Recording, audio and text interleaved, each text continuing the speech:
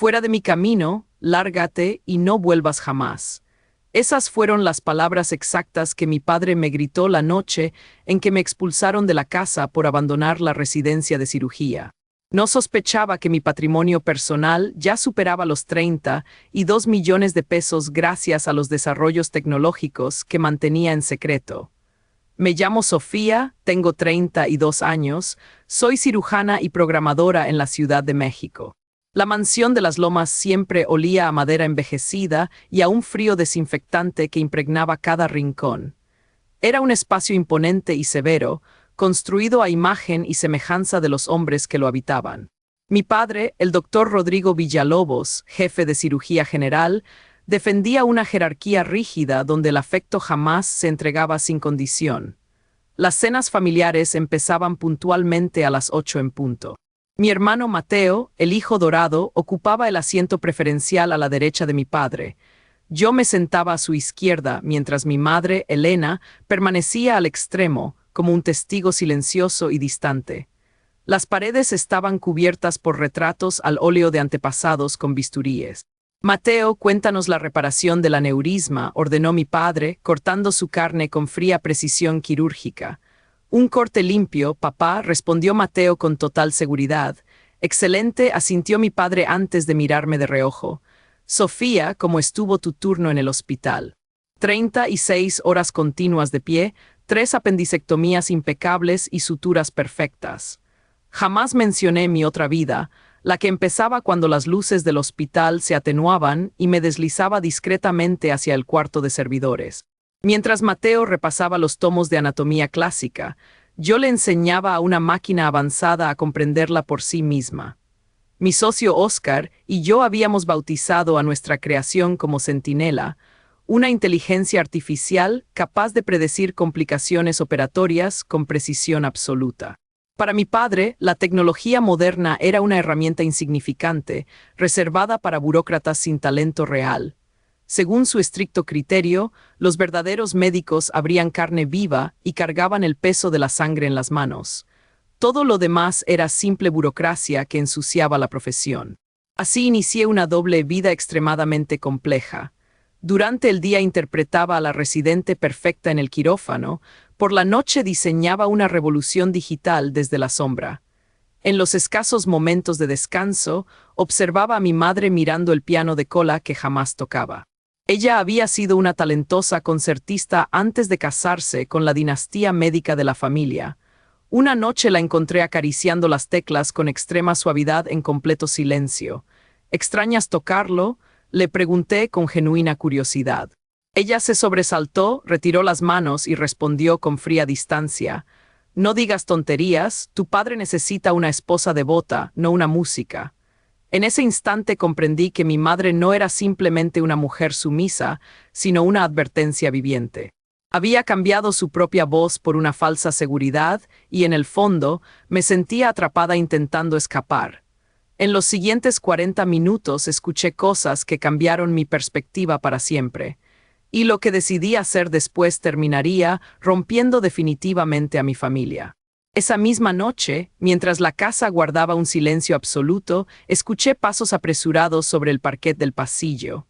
Los tacones de mi madre resonaban con urgencia, acompañados por la voz ronca de mi padre. Me deslicé sin hacer ruido hasta el estudio, ocultándome tras la pesada cortina de terciopelo burdeos. El ambiente olía a tabaco caro y papel viejo, mientras mis manos temblaban sobre el suelo. Mi padre y mi madre entraron, cerraron la puerta con seguro y dejaron caer un pesado maletín de cuero sobre la mesa con un golpe seco.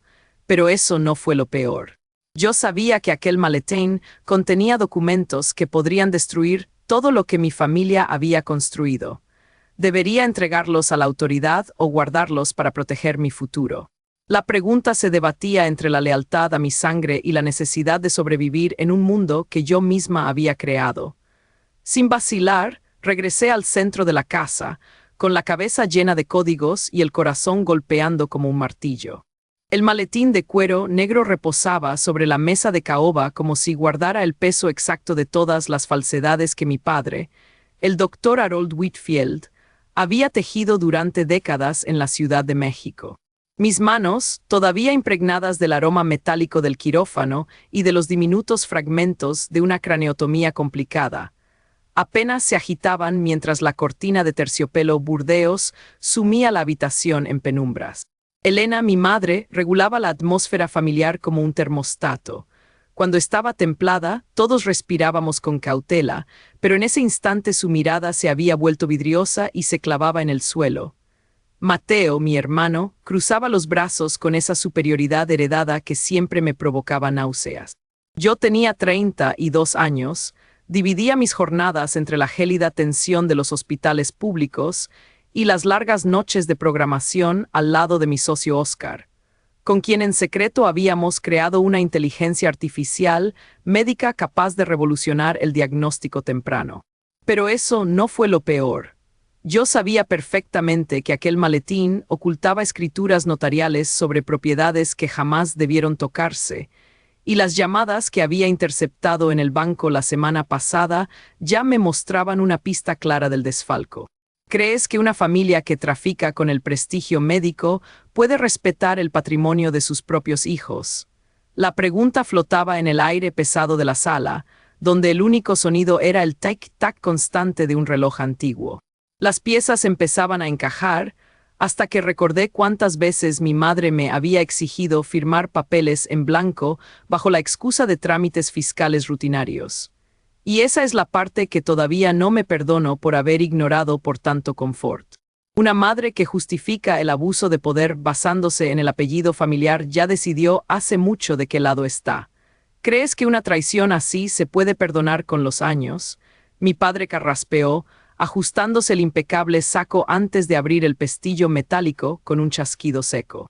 Recordé entonces las guardias interminables en el hospital, las horas encorvado frente a la pantalla del ordenador en el departamento de la colonia Roma junto a Oscar, escribiendo líneas de código mientras la lluvia golpeaba los cristales. Habíamos vendido el software por 32 millones de pesos, una cifra que en ese momento me parecía tan abstracta como el monitor de signos vitales de un paciente en coma. Harold sacó los primeros folios con una lentitud calculada, intentando intimidarme como solía hacerlo en el quirófano con los residentes más jóvenes. Me miró por encima de sus lentes de aumento y soltó la frase que ya tenía grabada: «Tú solo eres la sombra de este apellido. Sin nosotros no eres nada en la medicina mexicana».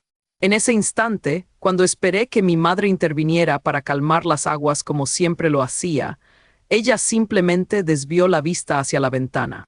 La tensión crecía segundo a segundo, y el silencio entre nosotros pesaba más que el plomo de los delantales de rayos X que usaba en el hospital.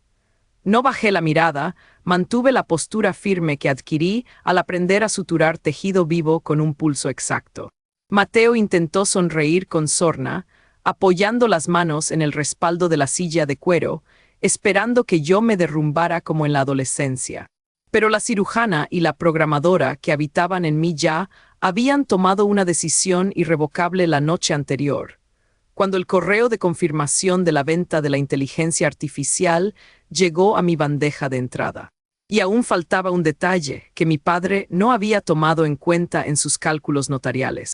Las patentes internacionales del algoritmo no estaban registradas bajo la razón social del corporativo médico familiar, sino bajo una empresa independiente que Oscar y yo habíamos blindado en Monterrey con la asesoría de una abogada especializada en propiedad intelectual. Mi padre creía que tenía el control absoluto de mi vida profesional y financiera, pero cada firma que me obligó a poner en sus documentos falsificados durante los últimos 3 años era, en realidad, una prueba documental de suplantación de identidad que reposaba en una caja de seguridad distinta.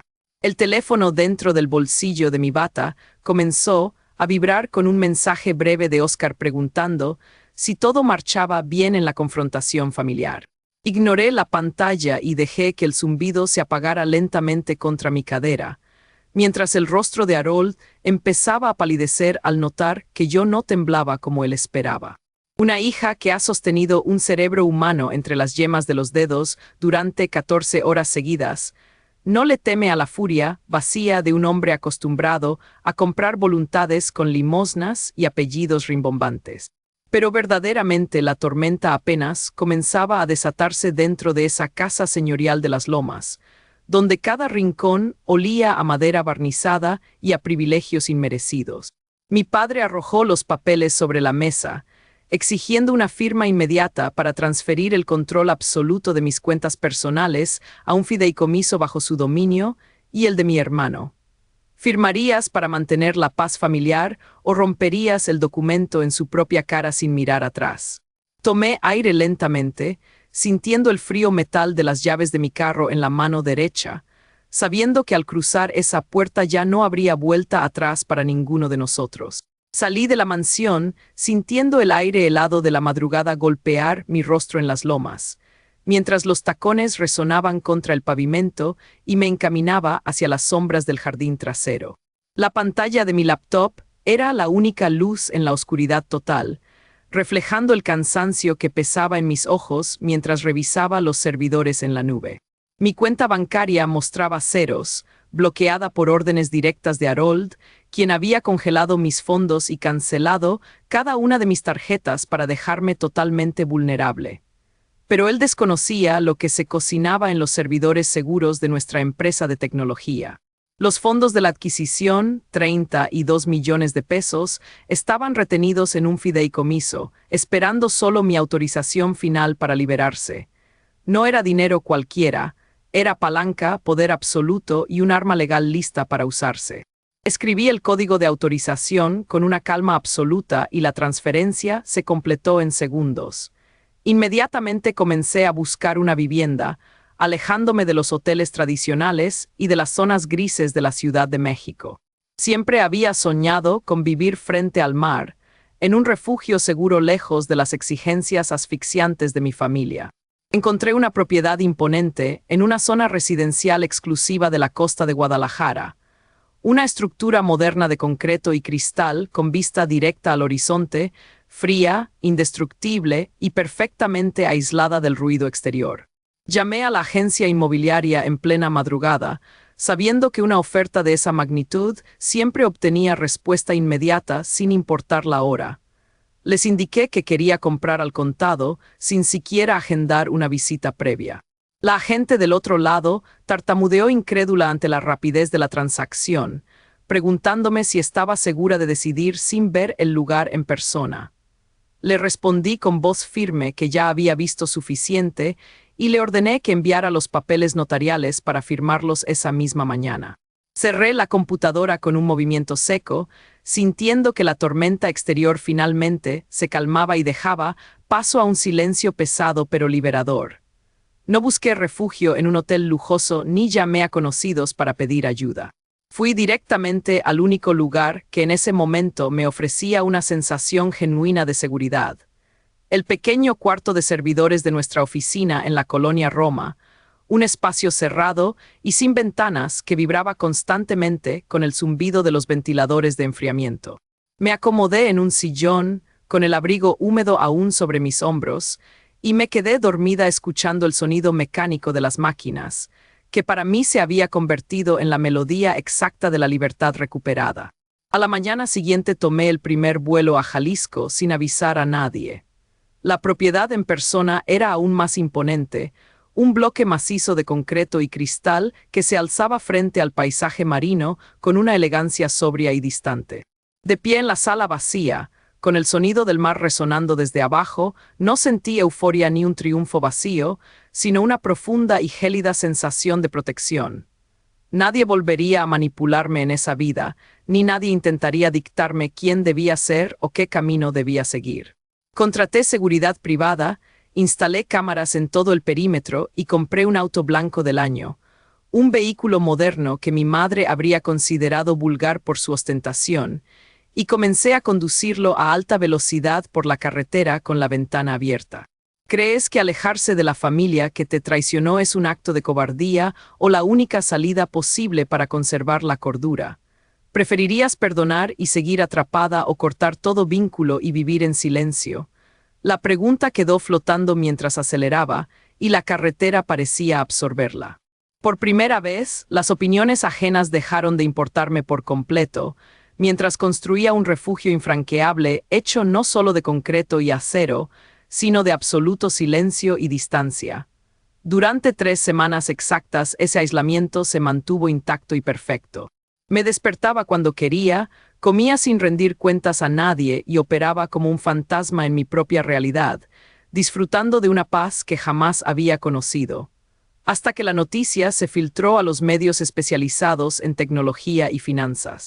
Un portal digital publicó un reportaje detallando la transacción de la empresa, la innovación del software desarrollado y, casi al final, mencionó discretamente mi mudanza a la exclusiva zona costera de Jalisco.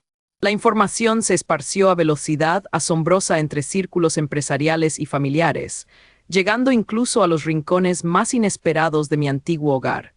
Mi celular, que había permanecido en completo silencio durante semanas, comenzó a vibrar sin cesar sobre la barra de la cocina.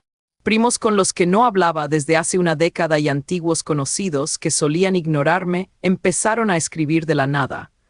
Entonces llegó el mensaje del círculo más cercano, enviado directamente por Mateo, el primero en tantear el terreno.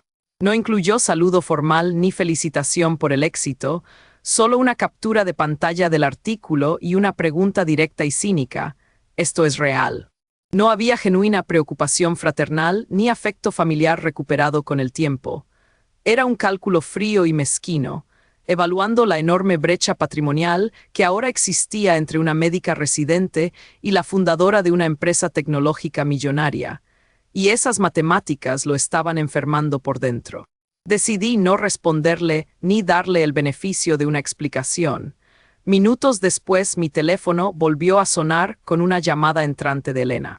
Dejé que la llamada fuera al buzón de voz mientras caminaba lentamente hacia la orilla de la piscina, escuchando el eco del agua y la voz temblorosa de la grabación intentando modular una falsa desesperación.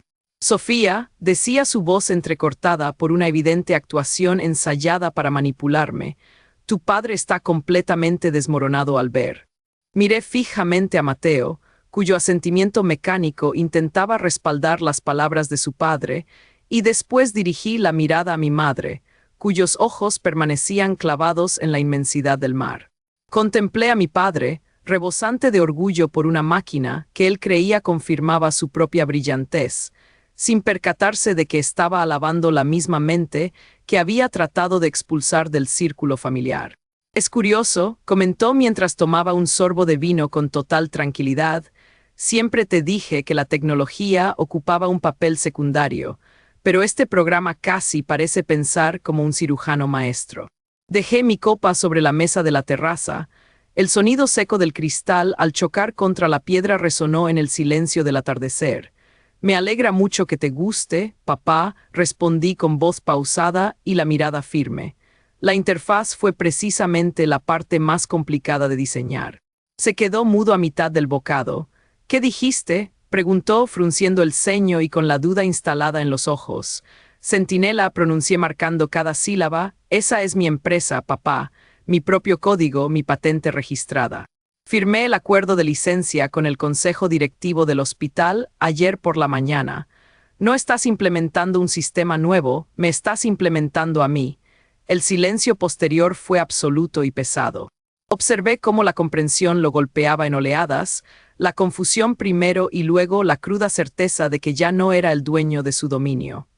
Ahora era un cliente más, pagando una tarifa millonaria de 32 millones de pesos a la misma hija que descartó como inútil. Mateo emitió un sonido ahogado en la garganta y dejó caer su copa pesadamente, viendo cómo la jerarquía familiar se invertía en tiempo real ante todos. El rostro de mi padre se tornó de un color grisáceo. ¿Tú eres la propietaria de Centinela?, logró articular con dificultad. Yo lo diseñé y lo programé, contesté, utilizando la herramienta de sirvienta que tanto despreciabas. Pensé que gritaría de furia. En su lugar, hizo algo peor, una sonrisa desesperada buscando reescribir la historia a su favor. Bueno, esto es verdaderamente extraordinario. Siempre supe que tenías una mente brillante. Sofía, esto valida todo. Deberíamos discutir mi incorporación como consultor externo. No hay ningún nosotros, repliqué con absoluta calma. No te das el lujo de pivotar, papá. Me echaste de la familia, me dijiste que no era nada sin tu apellido. Ahora tu hospital paga millones por usar el mío. Me puse de pie mientras la brisa marina mecía el mantel. Tengo una llamada con mi director tecnológico en 20 minutos. Tienen que irse ahora mismo. Sofía, susurró mi madre encontrando al fin su voz temblorosa. Por favor, te lo ruego. El código de acceso de la puerta expira en 10 minutos, dije sin vacilar. No me hagan llamar a la seguridad. Se veían pequeños frente a la inmensidad del Pacífico, invitados que habían abusado de su estancia. Al caminar por la casa, ya no la miraban con juicio, sino con un profundo temor. Observé desde el vestíbulo cómo la puerta se cerraba con fuerza y el sedán blanco de mi padre desaparecía por la carretera de la costa. No sentí tristeza ni soledad en el pecho. Sentí el alivio limpio y exacto de una amputación exitosa. La herida estaba cerrada. Yo estaba entera. Esa noche la casa brillaba en el acantilado como un faro solitario. Me senté en mi estudio, con las paredes de cristal reflejando las estrellas, y abrí la laptop. Un panel digital mostraba a Centinela operando en hospitales de todo el país, incluido el de mi padre. Estado activo. Anomalías detectadas, 0.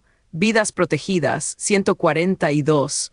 Observé los datos fluir rítmicamente como un latido, mi propio latido. Había cambiado el bisturí frío por el código informático, salvando a la paciente más importante de todas, a mí misma. Cerré la laptop con suavidad, caminé hacia el borde de la alberca y escuché el eco lejano del mar. Pero eso no fue lo peor. Perdonar o cortar lazos, denunciar o guardar silencio, y aún faltaba un detalle que yo no había visto.